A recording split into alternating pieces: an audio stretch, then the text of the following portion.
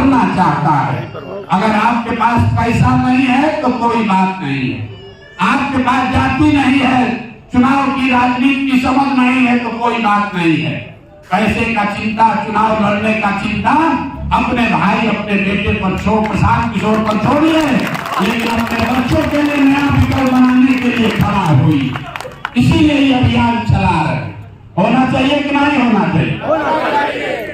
एक संकल्प लीजिए, हम पर भरोसा मत कीजिए, बिल्कुल मत कीजिए। एक प्रशांत किशोर आए कि 10 प्रशांत किशोर आए, सुधरने वाला नहीं। ये सुधरेगा तब जब आप सुधरिए।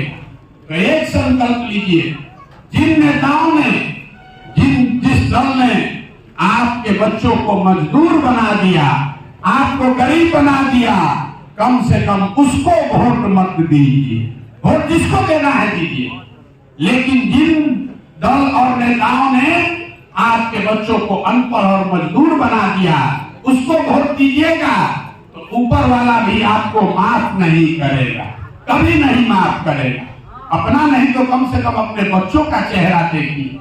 हमारा उम्र है 45 साल, आधा से ज्यादा